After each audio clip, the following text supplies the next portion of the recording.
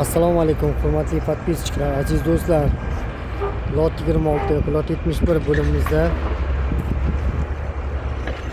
oldingi videolarimizda aytib o'tganimizdek 500 ming avtomobilga mo'ljallangan yer usti va yer osti parkovkamizning, ya'niki avtoturargohimizning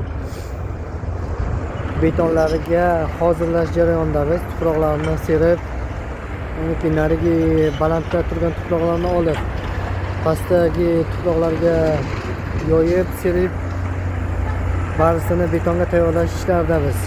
Mana bu yerda bizga bu ishlarni amalga oshirishimiz uchun Avrasiya firmasi hamkorligidagi texnikalar jadal jalb qilingan va shaft bilan ishlamoqdalar. Nasib qilsa bu yerda vazirlik binolarimizga kelgan odamlar o'z muammolarini hal qilgunlaricha avtomobillarni bemalol parkovka qilishlari uchun, ya'niki joylashtirishlari uchun ularga qulay sharoit yaratish maqsadida bir qavat yer osti va 2 qavat yer usti avtoturargohlarni barpo etishni rejalashtirib turibmiz.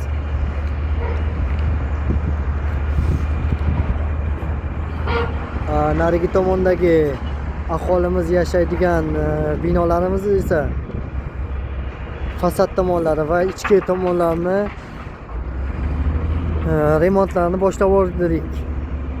Nasib qilsa 2028-yilning oxiri, 2029-yil boshlarida aholimizni ko'chirish, ya'niki bu yerga ko'chib kelib yashashlariga ruxsat berish ishlari boshlanadi.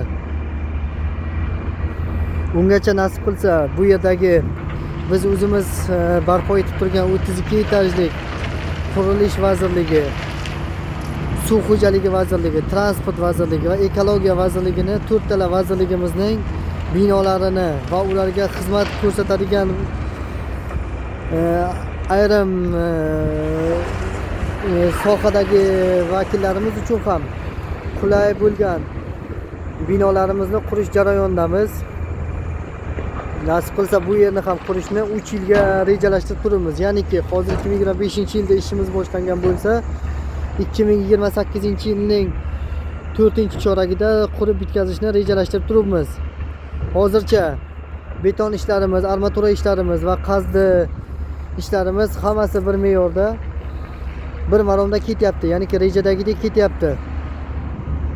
Narigi tomonda mana bashini kranimiz turgan tomonda esa bugunda poydevor qismi, ya'niki tamal qismida beton olish ishlari ham boshlab yuborilgan. Armatura ishlarimizni qanchadir qismini yakunlab betonga topshirdik. Ya'niki texnadzorlardan o'tkazib betonga topshirdik. Nasib qilsa u yerda ham 1-2 soatning ichida beton olishni boshlashimiz rejalashtirilyapti. Aziz podpischilar, hurmatli do'stlar, qo'llab-quvvatlab tursangizlar, nasib qilsa sizlar bilan birgalikda barisiga birgalikda erishamiz. Barisini birgalikda quramiz.